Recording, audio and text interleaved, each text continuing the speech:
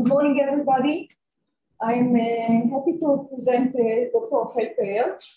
Rachel received her MA in Historical Archaeology from Hebrew University and her PhD from Science, Technology and Society program in Bar-Ilan University. She's currently a research fellow at the University of Haifa and a postdoctoral researcher in Boo University, Amsterdam. Rachel co-developed and co-teaches the first PD course for Israeli teachers on evolution and Judaism in Herzog College. She is also creating a network for researchers who study the interface of science and religion in society in the MENA region. Thank you, Masha. First of all, it's a chance for me to thank Masha. She has been an unbelievable guide for me in this project. These 2 days are very exciting for me. They're kind of a dream come true. Hanan alluded to it because I've been somewhat obsessed with this science and religion window into all of these amazing questions. But being able to have this conversation here in the Technion also included myself learning a lot of sort of new academic languages, and Masha was one of my teachers, and she was so kind and open and in teaching me so much throughout this project. So first of all, a thank you to her. Bible education. What does a master's in prehistoric archaeology, a PhD in SCS? Oh my gosh, I had so much to learn. So that's what we're going to be talking about today. I have also two amazing respondents here. Rabbi Yehuda Tropper is in person, and Dr. Janet Orchard is, I think, somewhere in Zoom land, even though we don't see them right now. And we also had a lot of fun last week because we actually did, this isn't working, I don't know. We did a flipped conference, as Janet called it. We went through the presentation and they gave me a lot of food for thought. And I actually changed things in response to their initial comments. And eventually we will also be able to see the presentation and what I am talking about. But I could, okay. I will add one other thing, which I think may be one of the first slides once we see them. In addition to being particularly interested in the topic of evolution and religion itself, myself and many other people in the project are also interested in it as a case study of how can we talk about a subject that is sensitive, loaded, complicated in society. And I do think some of the respondents are particularly going to focus in on that component. What is evolution similar to or different from in terms of other issues that we encounter in the school system? So I will give a drop of background, but we are going to be focusing on the preliminary data analysis in many ways. Hanan did a lot of the heavy lifting yesterday, explaining the overview of the project. Tali, Masha, and Netta did a lot of it explaining the instruments that we use, the methodology, and now I will be giving you the results from a different set of experts. Instead of the biology experts, now we're going to be speaking about Bible experts. And as we said, this is the opportunity that I mentioned that we're going to also just be looking at it in terms of dialogue in the school system about a difficult, perhaps difficult, or a subject upon which people may disagree. So to remind you what Hanan told us yesterday is that in terms of biology is a unified curriculum. They have the same people in charge of the curriculum for all sectors. Bible and religious education, that is not the case. So we're going to be talking about these two school streams, the general stream and the state Jewish religious stream, where there's separate curricula, separate people in charge. So these are two different groups of experts that I got to meet. And because of Tali and Hanan, we got to meet really core and key people, and I got to learn a lot. Nijmi will be speaking soon about the Islamic religious education, and the ultra-Orthodox stream is one that we didn't yet encounter. It's not going to be part of this project. So to remind you, I always have to remember to breathe when I'm at an exciting moment. I do forget that. I was like, it's going to be 30 minutes. The biologists are in charge. They're not going to let me go over today. I have to talk a mile a minute to say everything that we've learned in the last 2 years. So there are some advantages for those who do not have their English as their first language. Right. And also all the advice, my dad said, always in politics, it's not about what you say, it's what you wear is what people are going to remember. I'm like, I'm not focusing on my outfit. My husband's a rabbi. He said, it's the jokes you tell. I'm not telling jokes. So, a lot of thoughts going through my mind right now. Okay. Remember, we had these two instruments. As Anat mentioned, the numbers don't add up because we have 28 experts, but we had overlap. sorry. Okay. 19 in-depth interviews, 17 participants in the Delphi survey. I'll go over how many were in the first round, the second round, but we had experts, and these are the descriptions of the people who are really in charge of the curriculum decisions. Accidental? I don't know. Okay, and wherever I bring data from the interviews, I have this little icon. SD helped me think about icons, and I found the same Delphi icon that Tali did. So a lot of people mentioned Rabbi Cook. I don't know, have you noticed his name coming up? Yeah, so if you want to know what he looked like, this is one picture of him. This is just, if you want to talk about a subject I feel a little more comfortable in, history of science, the reception of Darwinism in different religious communities. This is an anthology that came out in 2006 on the subject. And basically, just as a background, David was talking about some Christians think this, some Christians think that, also Jews. Some Jews think this, some Jews think that. And I think Anat was the one, sorry, I couldn't not smile when she said, if you tell them a man with a big beard said evolution was okay, here's a man with a big beard who said evolution was okay. But he's not just a man. Rabbi Cook is a very important figure in religious communities to this day. So we're going to see, obviously, it wasn't that all religious responses, all Jewish responses to evolution were positive from the beginning. And there's certainly a lot of studies still in progress, but there's been a lot of research on positive Orthodox Jewish responses to evolution from the beginning. And one of the things that I looked at in my PhD was actually a change that we saw throughout the 20th century. I was wondering, sorry, Dave, Michael, I'm gonna get a little autobiographical. When I was growing up, I did have this impression that there was no conflict between Judaism and evolution. But when I came to Israel, I heard that some people did think there was an issue. And I wanted to understand how this difference of opinion came about. And I actually found a historical trend when I went through the sources. I was going through journals and sermons and other things in the community that I grew up in, which was American Modern Orthodoxy. And I saw that while there were a lot of responses that were very accepting of evolution at the beginning of the 20th century, there was pushback after mid-century, sometimes coming from religious scientists writing negative responses to evolution, trying to understand why that was.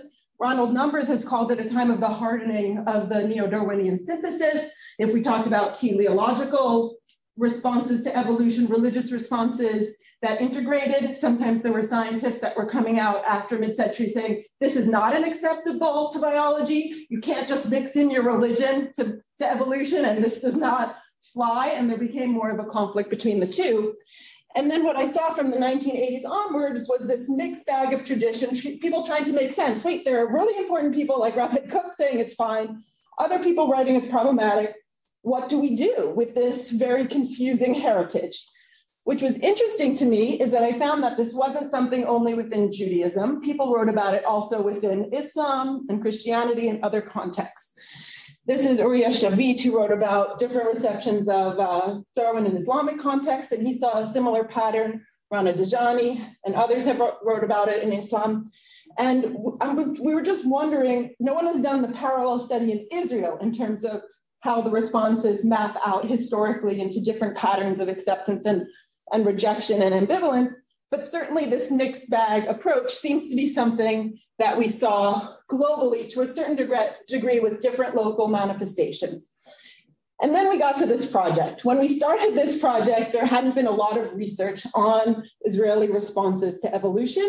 There had been a Pew study. This was the study that we sent in as part of our application for the project, where it showed a very polarized situation where ultra-Orthodox Jews, this is about a question asking about percentage of Israeli Jews who say humans and other living things have evolved over time. We have only a 3% acceptance rate in ultra-Orthodox, only an 11% acceptance rate amongst people who call themselves religious, 35 or 6 among traditional, and then a jump to 83 among secular. This looked like a very polarized identity issue. People may be thinking, if I associate respect a certain worldview, I have to take this or that position on evolution. Now, as you saw from Masha's amazing presentation yesterday of the May preliminary analysis, we see a somewhat similar pattern also in terms of mapping very much onto religious identity in terms of pro and con views of evolution among the students that we found here in Israel. Now, it's not as polarized as the Pew. The gap might be not as large, but it is significant. The difference of how this issue seems to relate to how people understand their own religious views and how they should think about evolution. So now we've gotten to the Bible experts. What do they think about all this? And the answer is, it's different than what we saw here. And how do we make sense of that difference? So first, we're going to go through the interviews quickly. Again, Tali and Netta spoke about this matrix that Masha was really a big leader in developing this analysis tool that we've used. And we have 4 quadrants, as you might remember. We have conceptual avoidance of the interface of evolution and religion. We have pedagogical avoidance, and then conceptual engagement and pedagogical engagement. And I'm going to give an example from each quadrant for the experts that we spoke with. So first of all, for example, here, if we're talking about this quadrant, you might think, based on what we've seen thus far, that there are Bible experts that will say evolution challenges religion, so we should avoid the topic. We did not find any of that. You'll hear from Nijma later. In Islamic education, they did find experts who said, this is not appropriate to engage, I believe. We'll see. We will all be surprised soon. But we found only secular experts who said, conceptually, this is not an appropriate subject to engage with. Here's a quote from one of them: Bible and evolution should be kept separate. The Bible was written by people, and every chapter that we read, we need to ask why it was written, by whom. This has no connection to evolution. So if Netta talked about biology purists, here we have Bible purists. This is a disciplinary barrier, a difference. There's no reason why these things should be brought into connection or dialogue with one another. The Bible is not a religious text. It's another science. Just like biology is a science, Bible is a cultural heritage. Reading it as a science through biblical criticism, there's no reason why this interface should be integrated into the classroom. So that's the example we have for this first quadrant. The next quadrant we're going to talk about is the engagement quadrant. Now here, we had a very large percentage of religious respondents stressing that this the opposite of what you might think, again, based on those Pew studies and otherwise. Here's what this religious expert said, and I could tell you about other experts who said similar things. The approach of most of the traditional biblical commentators on chapter 1 of Genesis is that it is not describing the creation of the world. There is no realistic description. So there is no conflict with any theory. You could bring any physical theory and it could work because there is nothing here that is a competing theory. So she certainly, he or she, whoever this expert may be, does not have any thought that there should be any reason why you should avoid evolution at all, but she also doesn't fall into any of those categories you might expect of an identity issue here. It's the opposite. She thinks, and other experts here, they all think that students notice. In fact, one expert said if you push a button on the students, they can tell you 7 days are not days. This is not a conflict. So what do we do with the fact that the mate results show that the students still have these negative views of evolution? If you remember these charts that we saw from Masha yesterday, it was also the age of the earth score that religious Jewish students scored the lowest. That's the push a button and it's 7 days. They still had a different view there. And also in terms of negative views of evolution, on all the charts, there was a difference. So it seems at first blush that there is a gap here between what an expert maybe takes for granted and then what the students and the teachers in the field think and what should be done about that gap. There's another gap that we noticed. This is a quote from a secular expert. The religious perspective did not accept Darwin and refuses to accept and integrate evolution until today. This is not only in Judaism an issue, they think this is a secular expert who understands that religion has to be opposed to evolution.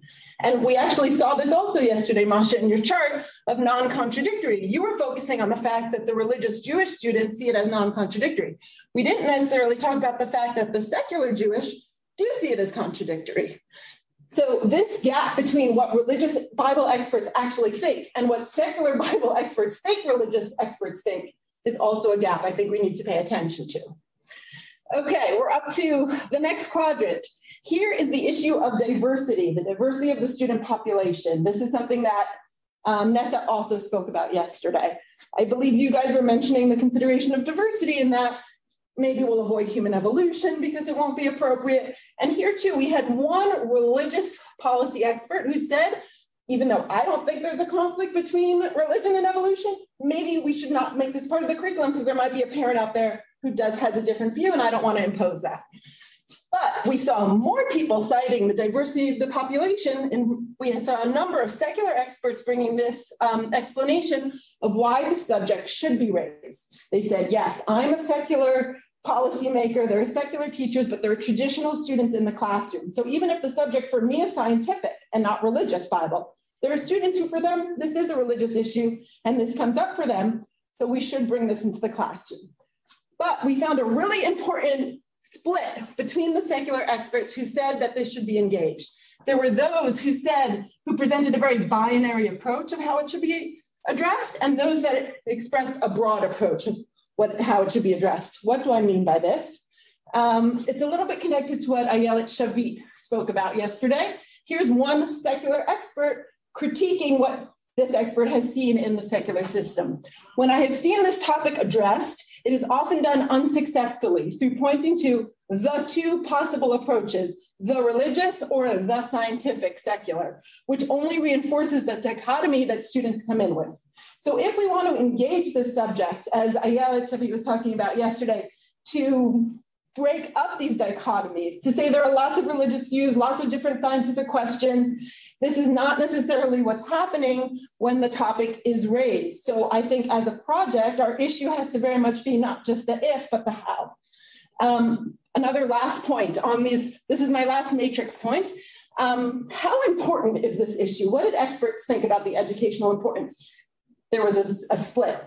Some people thought, okay, this is a really important issue. And some people said, students don't care about it all that much right now, maybe 30 years ago. And the question is, maybe this actually makes it a more helpful issue if we are interested in dialogue in a classroom about a subject that's somewhat controversial or sensitive, but not the most hot button issue in the society. That actually is a good place, perhaps, to work on these issues of dialogue in schools. So I thought it was interesting, even though some people said, Rachel, we don't think evolution's that important. Okay, we're gonna end with the interviews and move on to the Delphi, but I did before wanted to highlight 3 different topics of the experts who thought this was a loaded cultural issue, what issues they thought were involved in the Israeli context. I thought they were interesting because they touch on issues which are, I think, could be related to many different places in the world. They're sort of universal and global, but it's the particular local flavor here. So I think it's interesting to talk about that. There was a secular expert who said we need to be really careful about what he called secular arrogance. Secular arrogance is something that he thinks could be a problem in classrooms with teachers. It sets up an equation that religious belief is primitive and secular science is progressive. You guys know the trope. And his position is it's not only offensive, but it's wrong. There were those experts who said we shouldn't say it because it's offensive, not necessarily wrong. This expert thought it was both wrong and offensive. Then we had a self-reflection on the part of religious experts. They said, what is the issue here? There's religious fear. What are we scared of? One is the demographic issue, 50%. This is a contested number, as Rabbi Tropper pointed out to me. This is just what someone said in the interview. It could be 30, it could be 20, whatever number. People who are born into the religious community in Israel don't necessarily stay there, and teachers are worried. They open their mind, they're going to run. But there's also another fear, how teachers teach evolution. Are you trying to teach evolution in a way that they can return to their community religious, but also know evolution, something we started talking about yesterday, which this expert thinks is obviously the correct way? Or are you trying to teach them a theory that if they understood it to the end, they will see that their religious project is nonsense? The third cultural issue I wanted to raise briefly was the question of the Holocaust that came up among a number of experts. And this relates to history of science and perhaps the intervention that SD is obviously working on. This is, again, a topic that could come up across the world, but in Israel in particular, there is a resonance. And we did hear a number of experts say that this is what comes to mind, the misuse of evolution and its association with Nazism. And my idea is that this needs to be addressed head on in an educational setting, as opposed to not looking at the issues of what associations, right or wrong, might come to people's minds. We made it to the Delphi study. Phew. Okay, so in the first round, even though we had the secular stream and the religious stream, we were able to combine their their answers to the open questions because the same questions were asked. Holly drafted the questions and we were able to integrate them, obviously with Hanan, and we were able to integrate the two answers. So the first question, should possible relationships between religion and science be discussed in Bible class?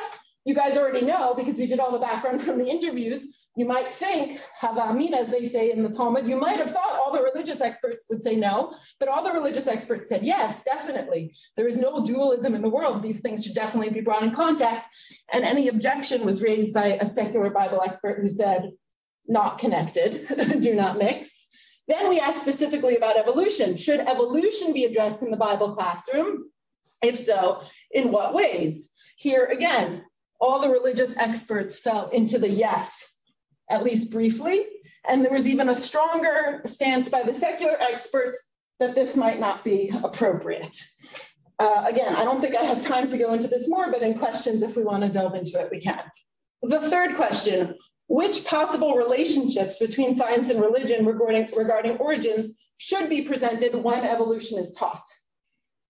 What did they say? No, so most people said you can explain the different disciplines, nature of science, what is religion, what is science. But what I think is interesting, obviously we have our secular Bible experts who said, just don't talk about it. We've told you already, stop talking about this. What I thought was most interesting was this middle column. Don't present all the approaches is what came out of their answers. Present the correct model. So there were two secular experts who said, present this as a relationship of conflict, as we already discussed, the religious view versus the scientific view. And there were three religious experts who stressed focusing on compatibility. So as you might imagine, in the second round of the Delphi, here, it was harder to find consensus. The place where we found the strongest consensus was among religious Bible experts that they all agreed or all in the ones or twos. They disagreed with the comment that you should only discuss evolution in Bible class if students ask. No, the teacher should initiate the discussion. There was consensus.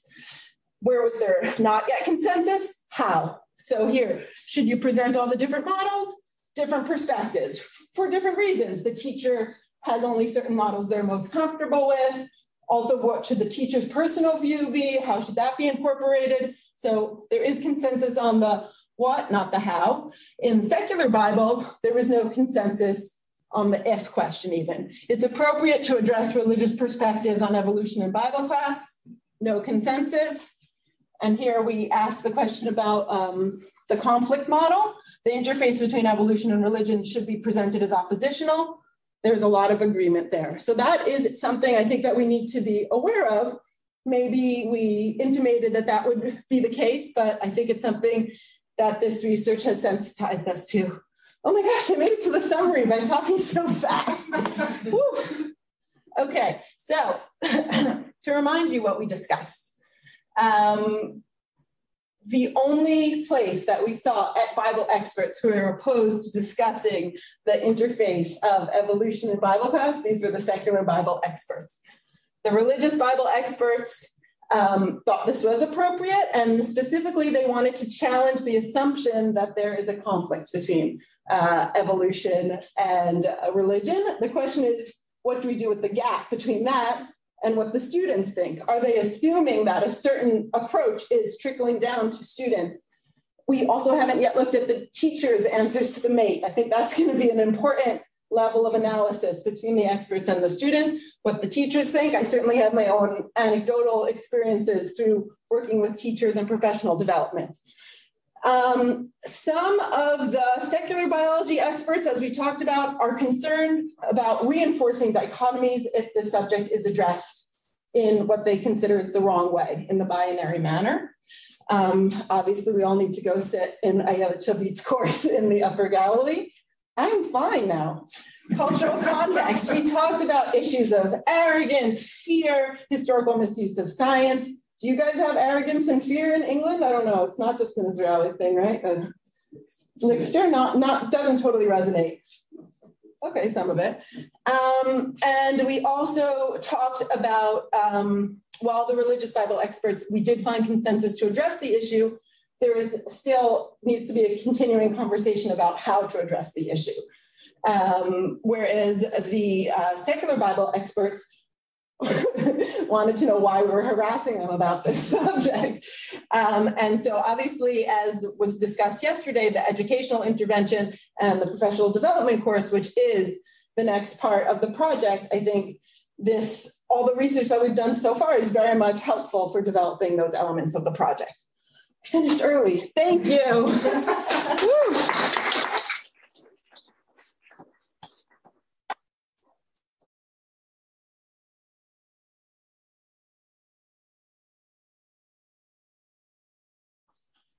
Rabbi Yehuda Tropper is a lecturer in Bible and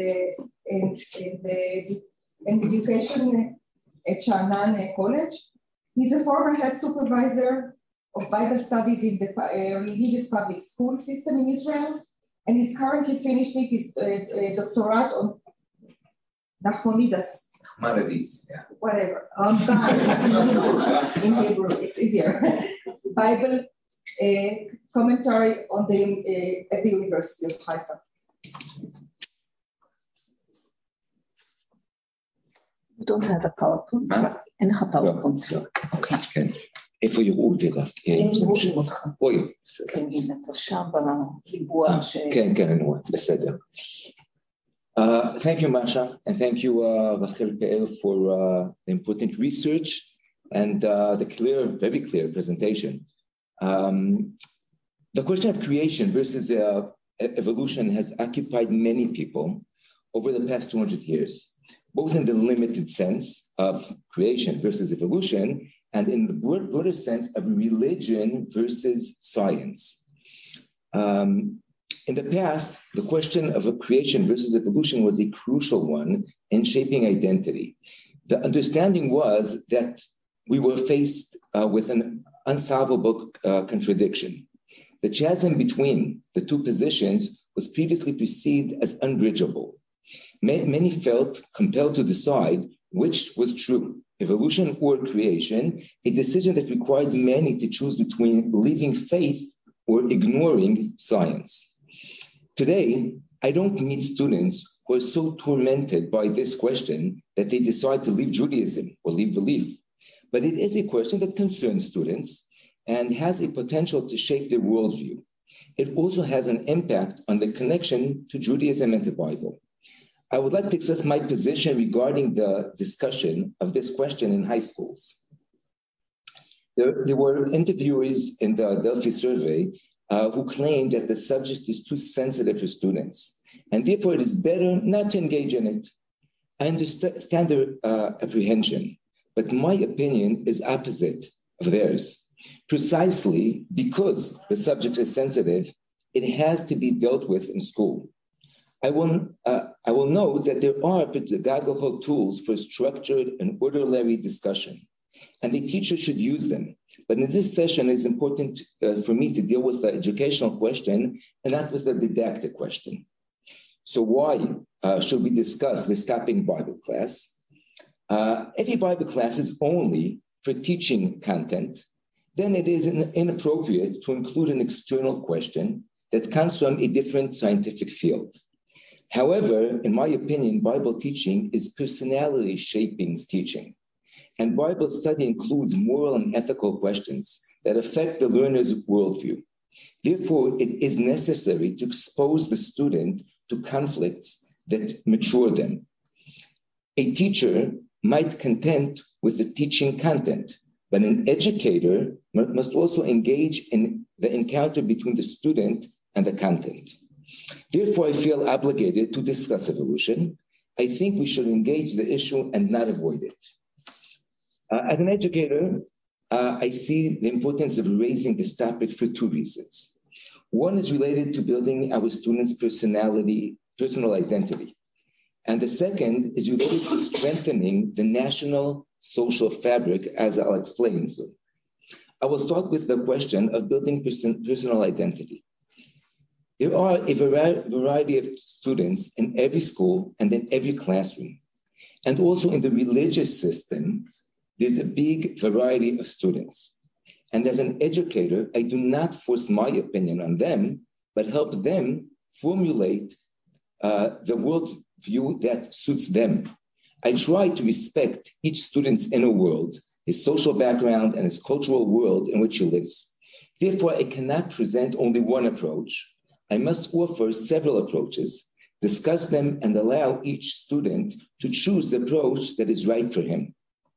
A student who goes through a process of dealing with conflict and he has different options of dealing with conflict and may even formulate his own position is a student who has gained important knowledge. Beyond this knowledge, however, he has undergone a thought process. He has acquired a skill. In the future, he will be able to apply this skill in dealing with other conflicts. In every generation, the believer faces conflicts between his religious world and knowledge or ideologies that come from outside the world of faith, and they challenge the assumptions of the believer. He may have to deal with scientific knowledge, whether the world is round or flat, whether the world has existed for billions of years or only thousands of years. He may have to cope with an ideology that contradicts religious assumptions. For example, postmodernism challenges the existence of an absolute truth, contrary to religious world in which there are absolute truths. In my opinion, identity is built, among other things, by dealing with conflicts. A necessary life skill for the believer is the ability to deal with questions and difficulties, and sometimes to live with them without a solution. There are different approaches to dealing with the tension between evolution and creation. These approaches are models, which can also be applied to other questions and other contradictions the believer encounters. I propose 4 coping models. 1 is choosing between conflicting claims. 2, reconciling conflicting claims. 3, differentiating between the intent of each claim so that the conflict dissipates. And the 4th option is living with a conflict. Another line of thinking is to break down the conflict into factors and to create finer distinctions so that the component can be given a specific and accurate answer according to one of the 4 models. For example, breaking down the question of evolution to a question of the age of Earth. And another question is human evolution. If we differentiate between these 2, we can give different answers to each one of them, and it's much more accurate. These models can be applied on other conflicts. For example, the Bible as divine versus biblical criticism. They can also be applied to religious attitude towards postmodernism. As an educator, I feel a responsibility to teach my students various models, to practice thinking with them, just like any other skill, thus giving them a tool for life. I have to carefully examine and consider what conflicts I want to deliberately expose them to, what might confuse them and what might be irrelevant to them. Sometimes I will choose to display all 4 models, and sometimes only some of them. Of course, these considerations depend on age, on culture, and social background. To summarize the first point, there is an educational reason for dealing with the issue of evolution and creation, and that is to strengthen the believer's ability to deal with conflicts, thus building his identity. As I mentioned, the second reason for this discussion is a social and national need. This need stems from a view of social processes taking place here in the state of Israel, as in other parts of the world. The starting point for my analysis is Dr. Micha Goodman's book, The Attention Revolution, Ma'apichat HaKeshev. Right now, in Hebrew only, a book that analyzes many studies and defines in depth processes that are felt here and now.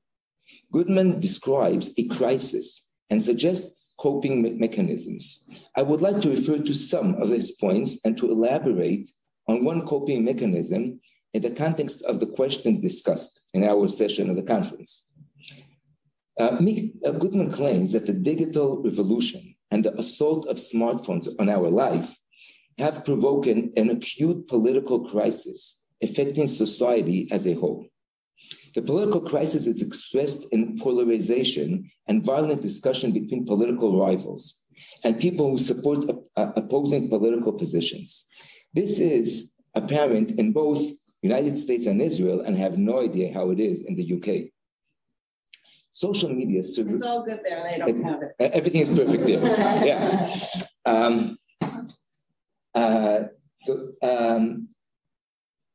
The political crisis is expressed, just a moment here. Okay. Social media severely damages the social fabric. Goodman lists a number of paradoxes in this context, and I will mention two of them. One of them is the paradox of openness. Social networks are intended to create openness to different positions. Unfortunately, studies prove that instead of being more open, as expected, social networks actually encourage people to fortify themselves in their positions. The second paradox is the connection paradox. Social networks are supposed to connect between people. Unfortunately, studies prove that social networks increase connection between people who already have things in common, but increase polarization between people who are different from each other.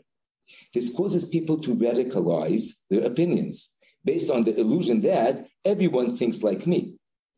I will present one option for dealing with this crisis. In our era of polarization, one must pay attention to the person who disagrees with him and not just dispute his views. We need respectful discussion between opposing positions, in-depth listening to each other, empathy for the other's feelings, and tolerance for attitudes we disagree with. All of these will not take place in social media, but in the social dynamics within the classroom. One direction for dealing with this crisis described is to proactively transfer the controversy from the network to the classroom. I understand educators fear on sharp disagreements within the classroom, but the fear stems from the introduction into the classroom of the form of discussion common on social networks. If we create other rules of discussion, we can grow from controversy. A discussion that allows for a variety of opinions on the subject of evolution demonstrates respect for a variety of opinions in general. Personally, I have a natural tendency to minimize disagreements, to dull sharp edges, and to reduce gaps in order to increase peace. But sometimes peace emerges precisely from sharpening the controversy and giving everyone a fair opportunity to express their position. Peace does not mean creating uniformity. It does not mean discouraging people from holding opinions or supporting ideologies. Peace means we can maintain different positions and discuss our differences in a civilized way. The level of intention that exists today makes it very difficult. But my hope is that teachers will initiate controversy that may be sharp, but remains civilized, so that we can raise individuals with an ideology identity while retaining the capacity to listen. Rabbi Kook was the chief rabbi of Israel 100 years ago, and was mentioned earlier in Rachel's words. I want to share with you an important idea that appears in his commentary to the Jewish prayer book. Rabbi Kook claims that true peace will come to the world only by multiplicity of opinions and by finding the right place for each and every opinion. We live in a diverse society, and that's wonderful, but our society is also polarized, and that's dangerous. We desperately need respectful discussion habits. If we create respectful discussion in our schools on the controversy over evolution versus creation, or on any other sensitive and charged issue, we will instill good habits in our students, thus fulfilling our mission as educators who want to prepare students to be responsible citizens. In conclusion, and I have a few minutes left even, giving for the next speaker. The topic discussed in this session is religious and educational approaches to evolution versus creation. In my presentation, I chose to expand the topic to include additional tensions between faith and science and between faith and other ideologies.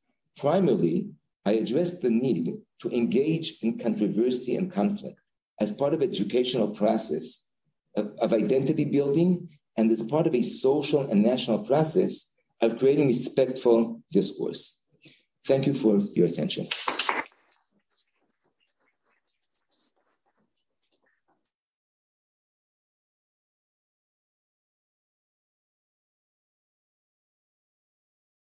Dr. Janet Orchard is the Director of Postgraduate Research in the School of Education, University of Bristol. She's a subject specialist and former initial teacher education tutor in religious education in the Institute of Education, University of London, and the Department of Education, University of Oxford, as well as at Bristol. Her current research combines a philosophical with comparative and international perspective on ethical deliberation in teacher education. Thank you for inviting me to this ongoing discussion of science education in diverse cultural and religious contexts, specifically to comment on the pedagogical aspect of the project. My response is positioned as an educational one, working across teacher education, religious education, and philosophy of education. I'm not a scientist. My natural science education ended almost 40 years ago to the day with an O-level chemistry exam.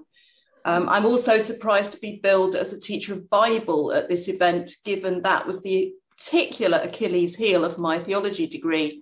I do understand why, having learned a bit more about the Israeli schooling context, although the non-denominational community school context in which I taught religious education in England for 16 years doesn't feel particularly close to the categories which Sha'anan set out so helpfully yesterday. Where I do connect, I think, is with Sha'anan's pedagogy of difference. I have a background in interreligious dialogue to bring to the table, and I'm interested to better understand how sensitivities in the science and religion relationship play out in classrooms, how these might be researched, framed by a commitment to dialogue, or at least the potential for dialogue. Rachel's project focuses on findings from semi-structured interviews, which seem to have been conducted within the interpretivist tradition, which resonates for me. And I think it's entirely appropriate to concern with understanding people's perspectives on this sensitive topic. I note that the interview itself has been known to be characterized as a form of dialogue between the researcher and one or several participants. I commend the project for gathering deep and rich data analysed twice through the more conventional identification of themes and approaches and the Delphic model. But one question for me, I think, and I'd be really interested to hear more from the team about this, is to hear what value they think that second Delphic layer adds to the study. I'm not clear yet on how it, I'm not saying it doesn't, I'm just not clear as someone who's not immersed in the project. Central to Rachel's study is the claim of an opportunity it presents to explore whether or not the specific case of the interface of evolution and genesis can be a good test case for other sensitive or controversial issues about which individuals in society may disagree. One of the things I found interesting about the discussion Rachel and Yehuda and I had last week, the flipped experience, which Rachel referred to earlier. One thing I found interesting about that was the judgment that this topic, while sensitive, and we were reminded of the emotion attached to the topic in the presentation yesterday afternoon, it's sensitive, but less so relative to some others in the area of science and religion. It's not a complete taboo, therefore discussable. So is the project something of a Trojan horse, I wonder, an approach being piloted that could be used to better understand other attitudes and perceptions on more sensitive aspects still? I mean, clearly I can't comment with any authority on how within an Israeli context these themes might be taken further, and it would be really interesting to hear more about what those more sensitive issues might be, should anyone feel comfortable to voice them, and they might not. But one thought, thinking about the growing disagreement over abortion in the US currently with the rulings in Texas and the balance of the Supreme Court, is the sanctity of life debate amenable to this treatment, should that be taken further? Then there is the question of whether aspects of this case might potentially have a wider application still to include my own and other international contexts. Are there any themes or shared concerns there, I wonder?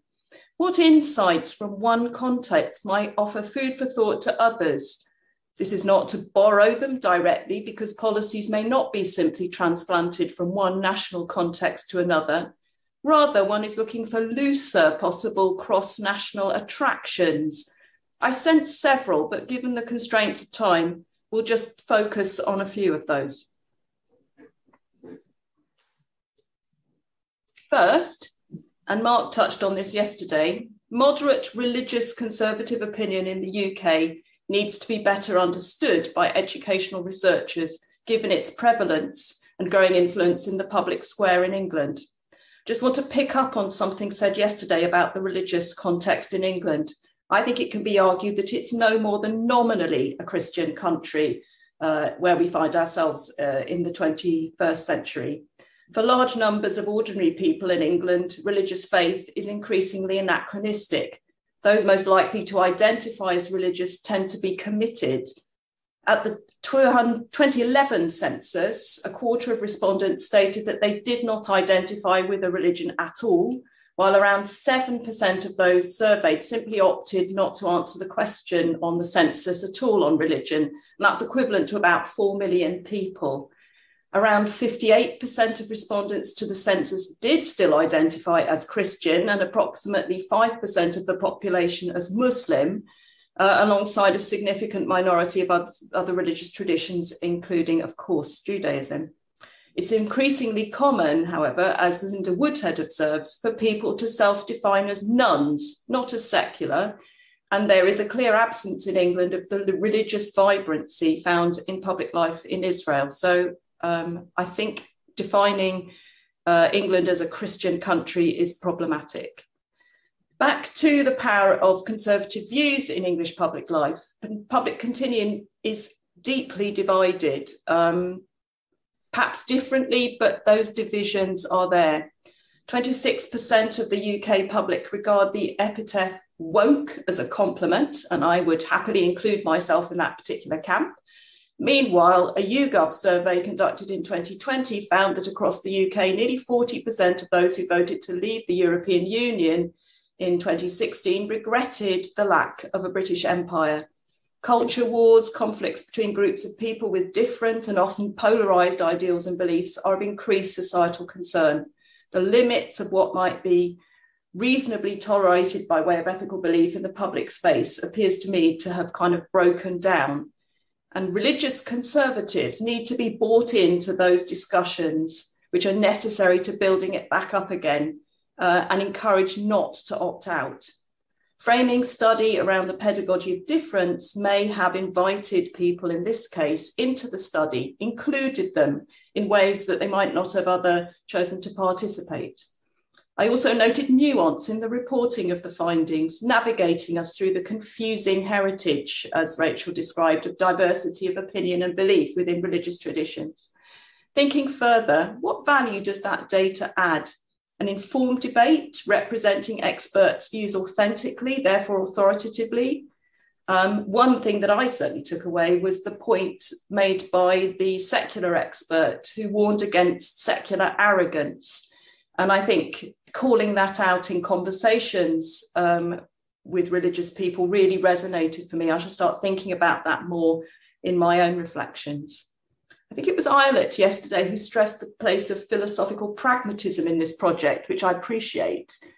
I see that the strong focus on real world problems which characterize pragmatism as a sincere attempt not to get bogged down in one's philosophical positioning when conducting research at the expense of action. I can see that's important. However, there is a potential inconsistency here.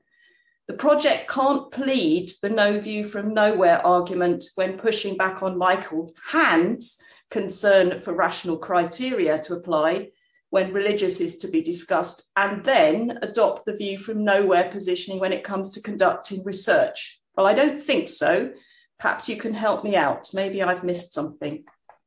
My second point is related. David touched briefly yesterday on an epistemological responsibility to engage seriously with narratives other than dominant scientific ones. Those ways of knowing and being which in poetic and pre-scientific modes speak truths powerfully to contemporary ethical concerns for some people, if not others. Thinking of creation narratives as ethical rather than scientific texts, so I'm kind of flipping the conversation round and wanting to think about that. These raise highly relevant and contemporary questions that all of us need to think through at a point when the natural world is in crisis. Who am I in relation to, or as part of the natural order of things? What is our responsibility in the face of climate change and emergency, given what we believe about the creation of the world and how that happened? But where do these conversations happen? I'm interested in the way that in the Israeli context, being religiously vibrant, this is a much more practical conversation or possibility, rather a conversation than it is in England, where part of the problem seems to be that typically science teachers don't know enough about religion, philosophy and ethics to take this on. The curriculum doesn't allow it, focus on examination performance, and religious education teachers also lack the subject knowledge, and they don't have curriculum time to be able to do it either. So I think professional development is an issue for us in England as well as in Israel. So it'll be interesting to know more about that aspect as the project goes further. So in conclusion, listening to these findings as an RE specialist in England and a teacher educator, I'm attracted to one, taking the reading of text more seriously in secular spaces, taking those traditions of close attention to language and context that religious traditions have championed to get beyond literal readings of text. Spaces on the curriculum to pursue cross-curricular issues and themes like religious beliefs about evolution. Barry Billingsley makes a point about the value of a subject that is considered loaded in the public square being explored in the school system to promote an engaged and empathetic citizenship discourse. And I think that's good. But how does that happen when cross-curricular and hidden curricular learning are not prioritized? And there's little space for learning for social purposes rather than academic ones. Revisiting the theme of confessionalism and indoctrination associated with education into religious traditions, I think that requires further thought. I would have more to say to that, but I feel like I've been speaking for a long time, so I'll cut that short. But I think revisiting that and thinking about it in the light of that secular arrogance comment, I think that's important. And then exploring the middle ground reflected in this study. I think the way it went about, there's a real ethic of care that went into the research approach. And I think that level of understanding in the way the research was conducted, as well as seeking greater understanding through that kind of approach, I think that's really productive and shown to very good effect in what Rachel's told us. I think I'm going to end there. Thank you.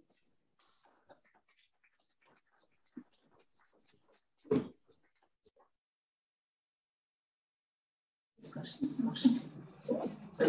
We have time for discussion, I think. Oh, okay.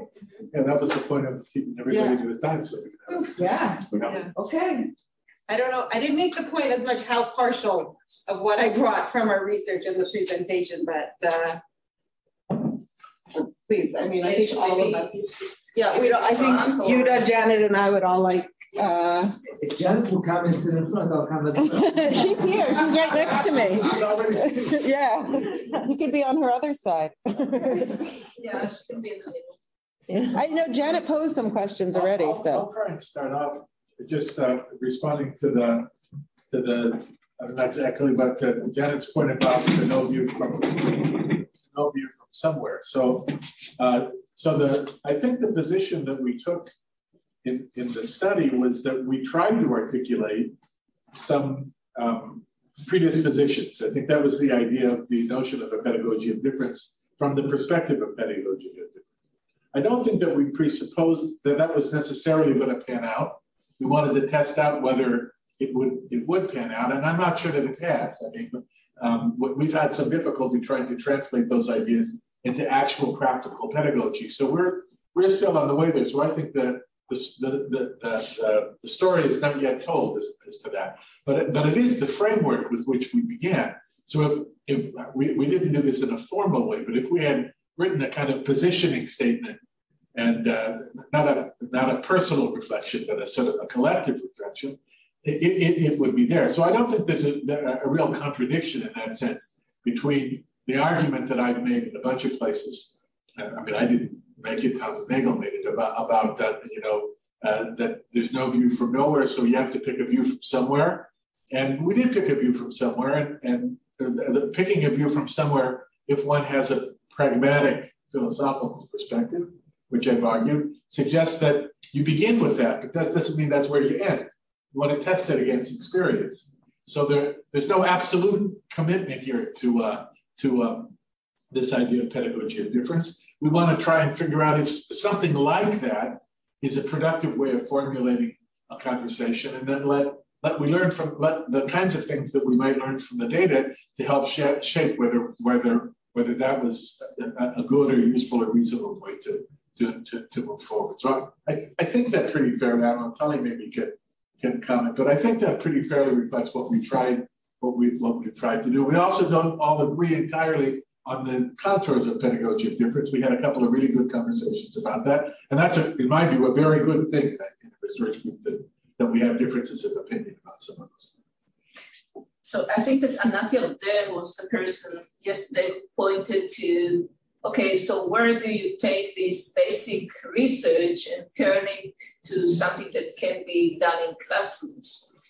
And Hanan just referred to those discussions that we have, especially with Esti, who has the very difficult task of trying to put these ideas into a very short curriculum unit.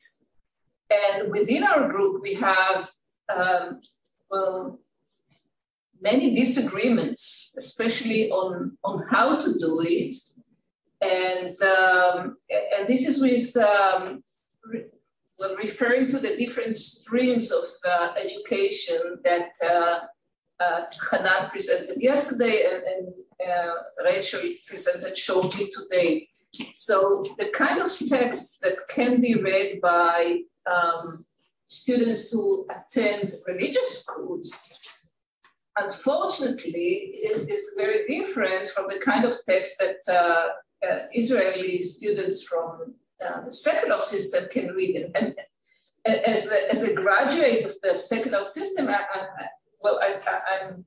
feel very sorry for something that we lost in the 40 years or something since I finished high school to nowadays. So unfortunately, we tend to tell Esti over and over again, these texts cannot be read by secular students, unfortunately, because they cannot handle with the practice that Rabbi Yehuda presented in such a wonderful way. Well, give them the text, give them the opportunity to discuss the conflict. We might be able to do it if we give like 60 hours to this project, but we don't have the 60 hours in the biology curriculum, and we don't have it in the very dense and overloaded Bible curriculum.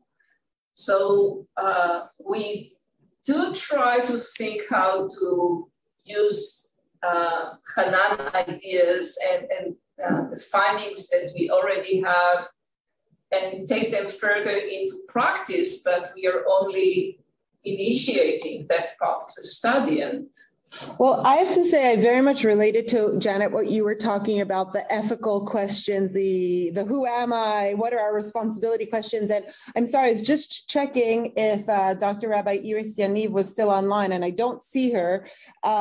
She teaches in the General System Bible, and she very much related, she taught this for years in her general Bible classroom. She's not in the religious stream at all. She's a humanist rabbi.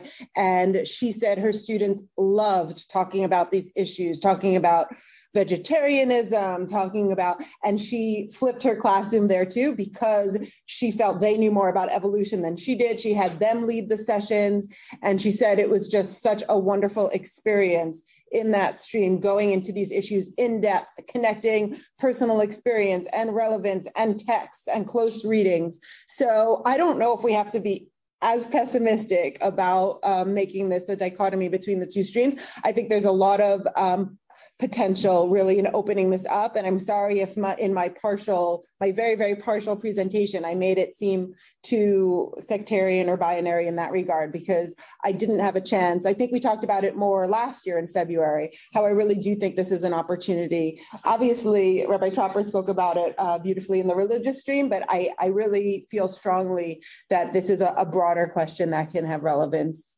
from what we've heard from the field, like Rabbi Yaniv, how she did it in her classroom. But we did get this data from the field, so we saw a split between those who believe that, well, it should be part of the formal curriculum, or should it be only addressed by teachers if students bring the conflict to class.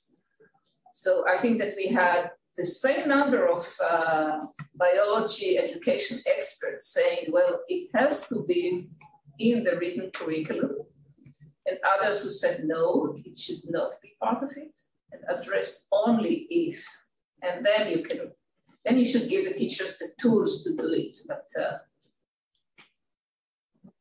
if you can add one thing about the tools of using it, I don't know personally Rabbi Yaniv, I know her name, but obviously when a teacher is into an issue, it's very easy for him to engage all the students into it, and it's a fascinating class. But the big question is, what do we do with a big system? In the system, we have so many teachers, some love this topic, and some, it doesn't interest them. And then when you're talking about building some curriculum, the curriculum needs to fit everyone. So we can take the experience of those who are so excited about it, but we must translate it into something which will be good for everyone. And that's not easy. I must say, with my experience, it's not easy to get hundreds or thousands of teachers to deal with something that they aren't all personally engaged into it. Yeah, yes, please, David. Well, thank you. So, Rachel, I was interested in the consensus amongst the religious experts around that sort of rejection of dualism. Because I think that was something I was trying to say yesterday, that often the approach which says we've got different types of explanation here and they can coexist and leave each other alone is often presented as being maximally hospitable. But actually, it's not hospitable to the consensus you had that these two types of explanation don't leave each other alone and that they integrate quite closely. I think that links to your point, we were talking about sharpening the conflict, sharpening the distinction is actually more hospitable to the groups that you've got than trying to promote that view that there are separate spaces that these can coexist in. Yeah, that was a dominant, I think, theme, the separation model. We began to discuss it a little bit, and this opening it up and saying, actually, there are lots of different models out there. Let's think about them from the inside and from the outside. And how far do you want to push teachers to try to look at from the inside and the outside models that they don't personally agree with, and what part of their personal view do they share with their students? That was definitely a theme that came up. I know we have other questions here. I also wrote down some answers to Janet's questions too, but we could take the ones in the room. Just a quick question, really.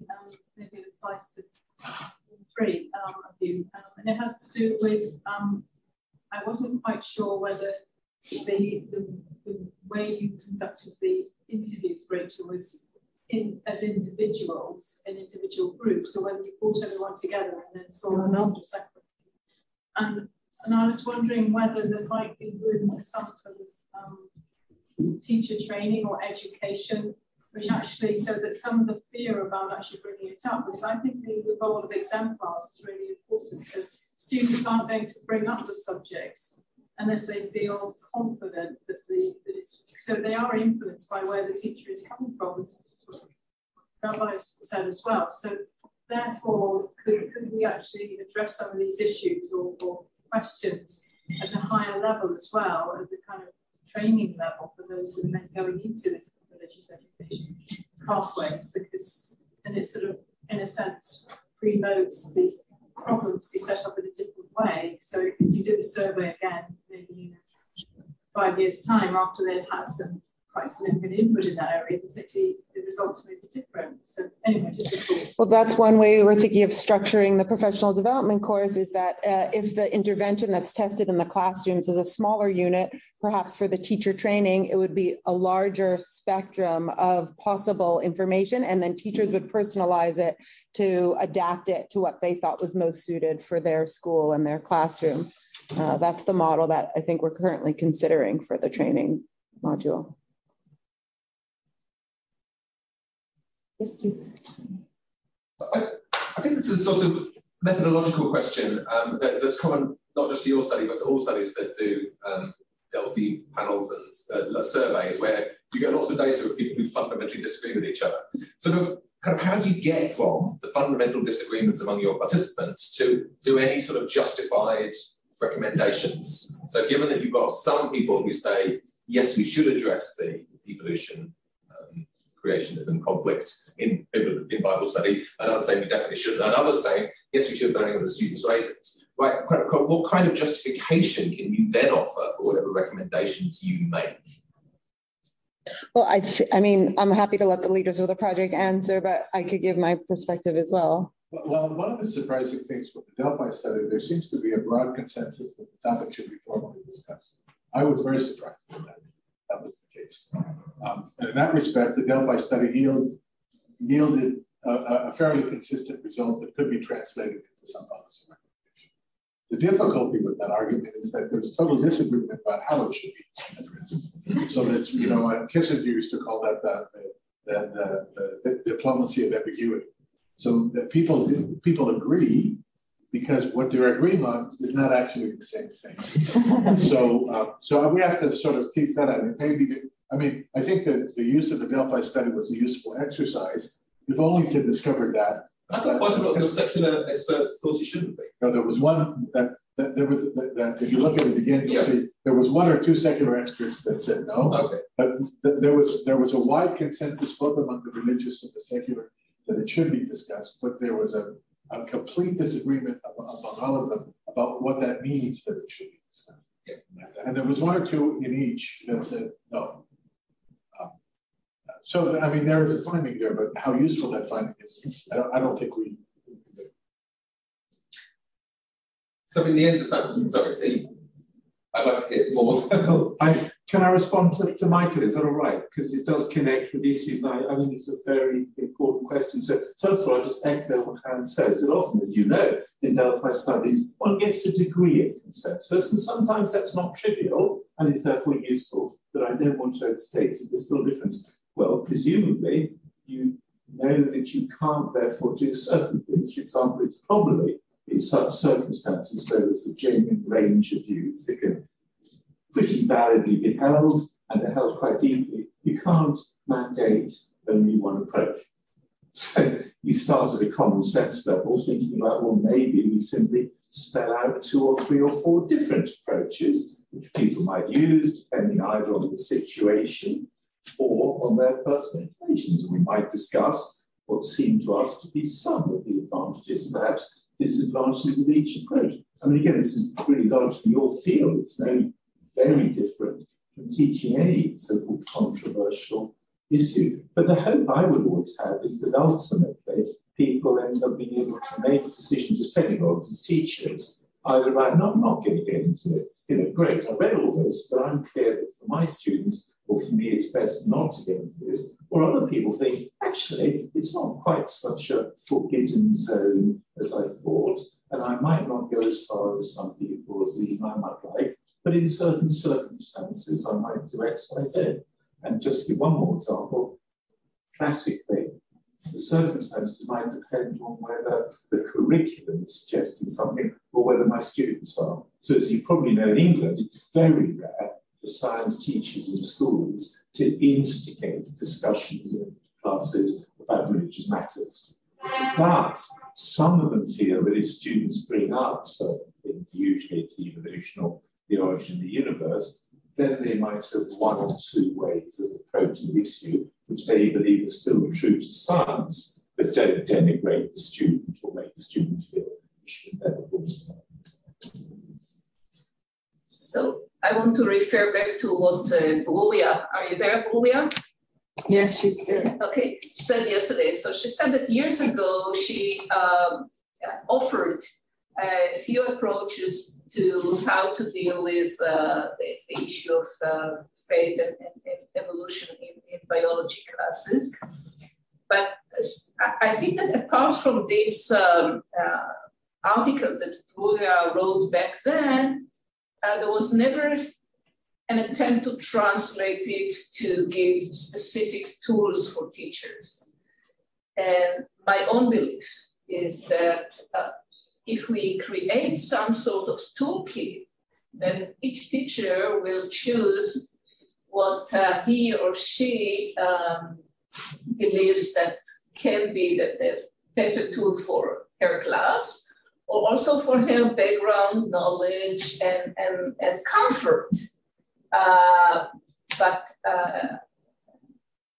And there are many nuances in the Israeli society that we were able to only to very few of them. So as we presented within the secular school stream, there are different proportions of what we call traditional students in the classroom. So it will be very different to teach in a kibbutz high school where most of the students will identify themselves as secular, atheist, agnostic, whatever, compared to a more diverse community where the proportions of the students in the classroom is very different. And I personally expect the teachers to use different methods in these two different classrooms and to speak to their students. So we have Chanot Klonar al Pi Darko in Hebrew.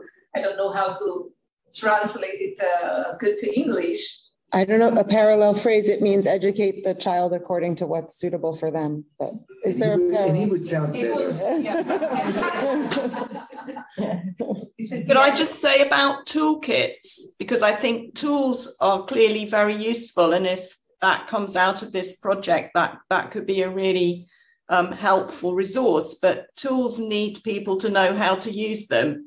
So I think there's a bigger issue here as well about teacher education rather than training. It's not here's the toolkit telling exactly how to do it, partly because of what Rachel's just said about needing to use tools differently in different contexts. I think, that those skills are skills, and more than that, attitudes, sense of professional judgment in the classroom, all of that is huge, and it's really important if this work is going to be done properly.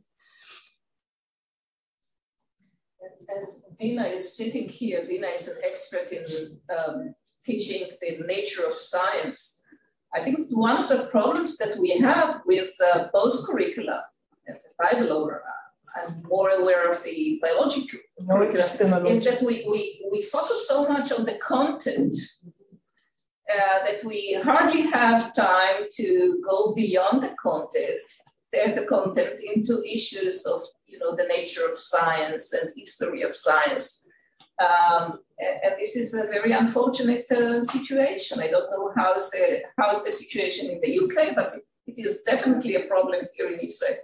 Unfortunately, nature of science, it's not part of the content of biology studies, and that's really sad. I think Dennis has been wanting to get into the conversation for a while. I don't know if he still feels like that, but I noticed his hand up a couple of times. Okay, I'll come in then. Thank you, Janet. Wasn't quite sure. I actually had a question and a comment for Rabbi Yehuda. I don't know if he's still present in the room because I can't see the room, but others may also have comments on this.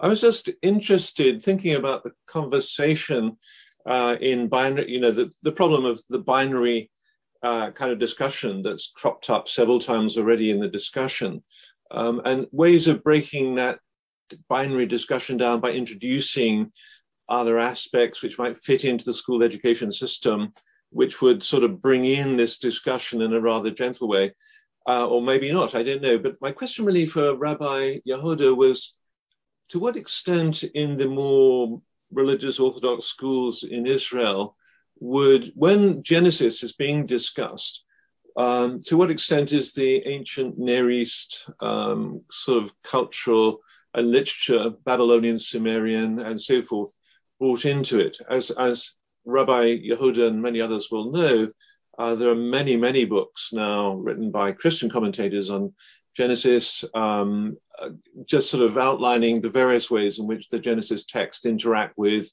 the linguistic, cultural, and religious sort of environment in which Genesis was written.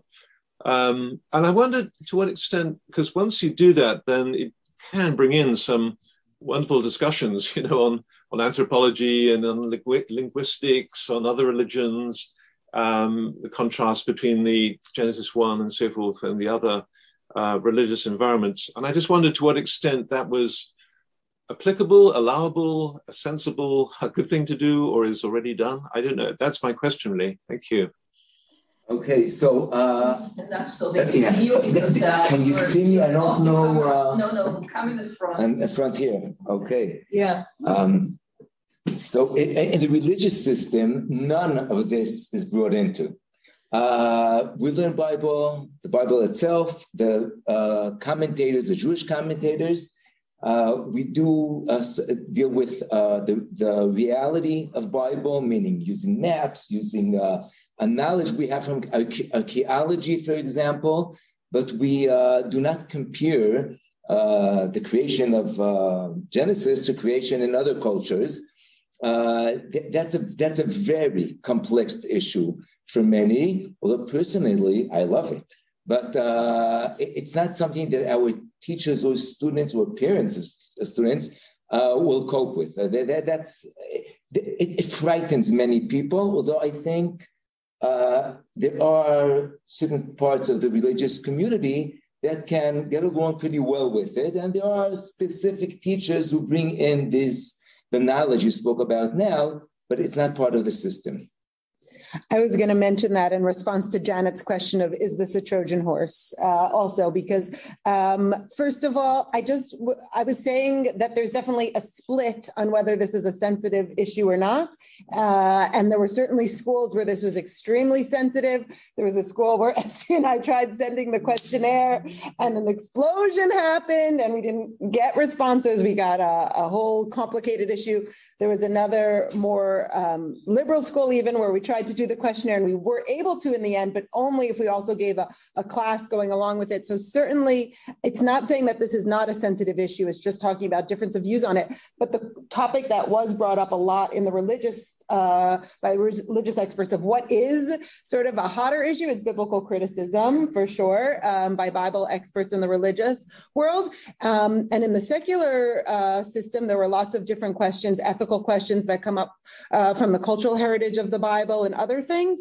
And the ethical expert that mentioned the arrogance, the Fuller quote, I'll send you, Janet, because it's even, they did an even better job at explicating it even further. But what that expert had said, he said, evolution and the Nakba are two subjects that teachers don't want to talk about. So again, I don't think evolution is a Trojan horse in that there certainly is a sensitivity there. Is it biblical criticism or is it the Nakba? Maybe not. Maybe it's a stepping stone to these even more controversial, sensitive issues in the Israeli system. That's how I feel about it. I don't know if other people had responses to that question. So first of all, I would like to say something about it. I think the main thing that we have to achieve with the children is understanding that different texts or different resources have different aims. And you can live with different ideas. You don't have to agree to every text that you live with or you meet in your life. You have to understand what is the aim of the text and to decide how you live your life. But you don't have to agree with everything. And not every different text has to be explained in order to agree with the both of them. And that's, I think, a big lesson in our life, not only between the text between science and religion, but also other texts. You meet in your life many texts which has many, many aims. You have to know it because you are clever and you meet different texts and you have to know it, but you don't have to agree and you don't have to deny texts which you don't agree with them. You can live with it. And I think the Bible is especially different text than every scientific text, because the Bible has religious aims, and the religious and the scientific text has scientific aims, and it's completely different. You can't solve scientific problems with a Bible text, and the Bible text doesn't want to teach you anything on scientific questions.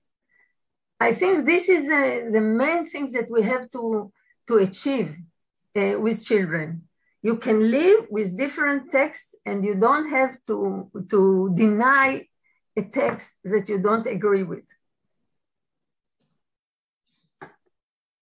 Thank you, Boya. Do we have?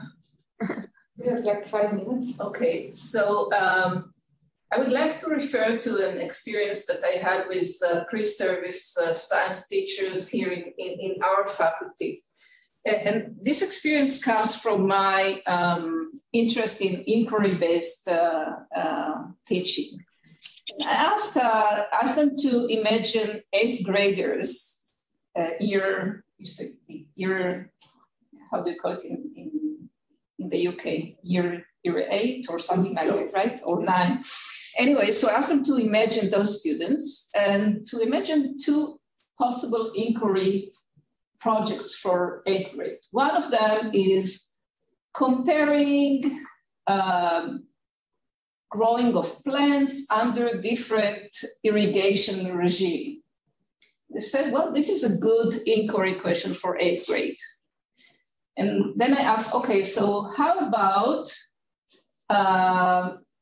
comparing different countries' approaches and policies toward stem cell research?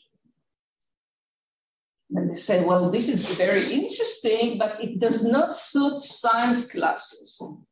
It should be discussed in what we call in Hebrew the social hour. So every week there is in the timetable, there is social hour in which the teacher chooses either to discuss discipline issues or politics or social controversies. Subtext in social activity, not learning. So this is not an inquiry.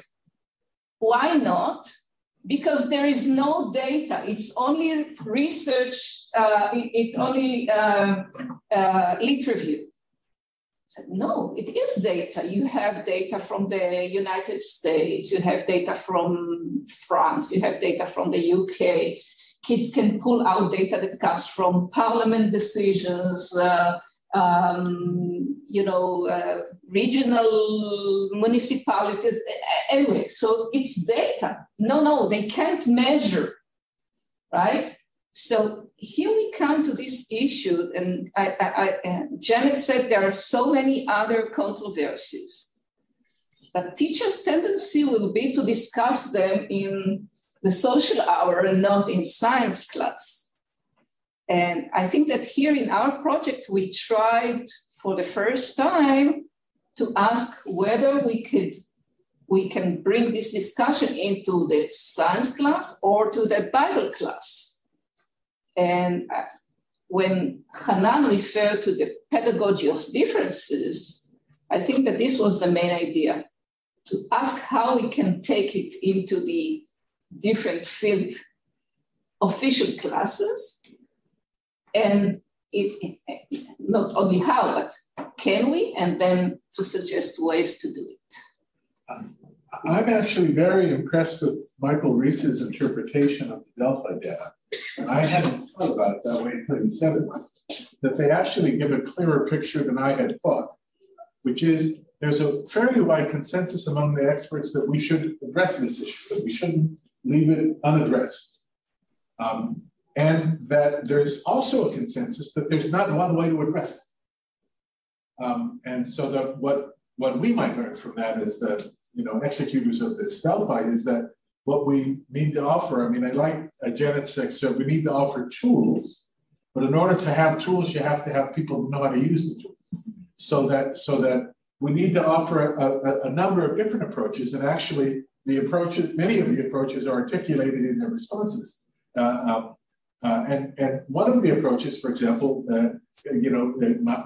might be that these are really two different. If I think about Bible as the Bible class as the historical criticism of the Bible, then the response of that, you're not going to find that in the religious school. You are going to find that in the secular school, in which case, somewhat ironically, this topic doesn't go there. But not every Bible teacher thinks that that's the only topic of the Bible. Some think that way, and this particular expert thought that way. But and conversely, for the religious schools, I mean, there are actually there is material that has been prepared, trying to bring some of the Near Eastern literature stuff that that Dennis was talking about and make it available to religious students. Moshe Greenberg wrote a wonderful book. It appeared in English. I don't know if it's been translated, called Understanding Genesis for the Melton Center at the Jewish Theological Seminary in New York, which was essentially to take that body of literature in order to try and sympathetically understand the story of the book of Genesis from a religious point of view. Now, that's not going to be useful for all religious schools, but there are some religious schools for which it might be useful. So that could be one of the tools. Anyway, so I'm actually rather impressed with that there is actually a finding there that I hadn't thought of. So I think.